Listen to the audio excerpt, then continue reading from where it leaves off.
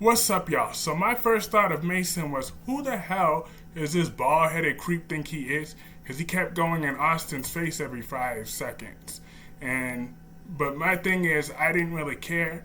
I don't really care for Austin that much. The only time I cared for Austin was when Brooklyn tried to fuck over his career. I did not appreciate that one bit, especially because she used Leah to do that. So I was on Austin's side to get back at Brooklyn.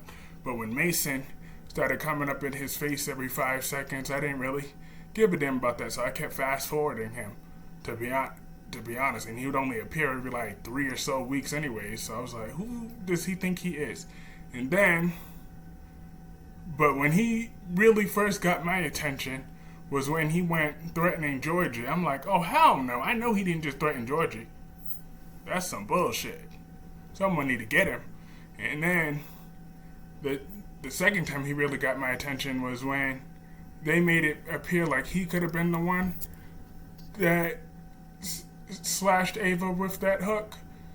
I was like, oh hell no. I would have had to fly to LA, get up in that writer's room, change that script around, and someone about to whoop that ass. Cause we cannot have that. I know he ain't gonna try to come up in there and stab my boo.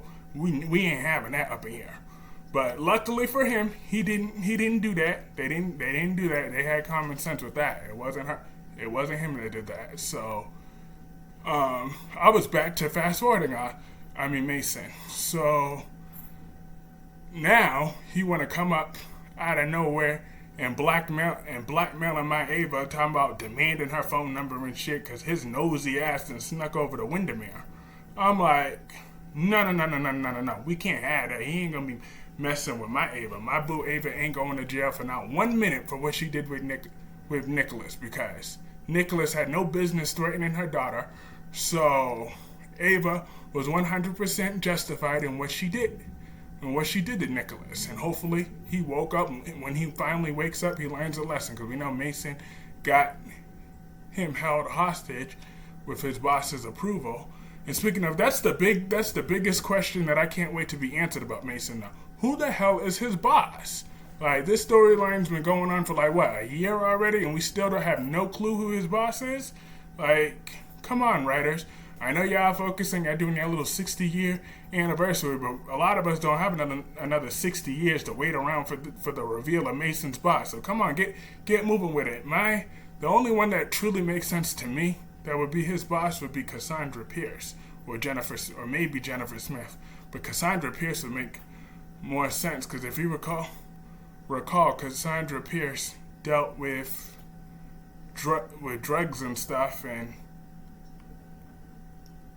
they appear to be some sort of criminal. And Austin's a doctor, so he has access to subscribe certain medication to them. So that would make Cassandra Pierce the number one candidate for the boss, because that's what she was trying to do when she was around in Port Charles. Because we all know she was presumed dead, but we all know she wasn't really dead, and she was pure evil because she threatened Charlotte with no problem, just like Mason threatened Georgie with no problem. So I think they're two peas in a pod. So it would make perfect sense that that's who Mason was working with all along. But I would love for this story to pick up way quicker.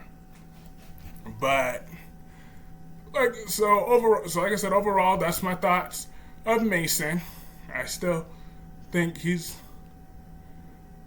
I'm just ready to know who his boss is, and I'm just hoping that he don't mess with my Ava too much harder, because then I'm gonna really hate Mason's guts. I still think he's kind of creepy, but let me know what y'all think in of the character of Mason in the comment section below, and I will see you all later. Peace.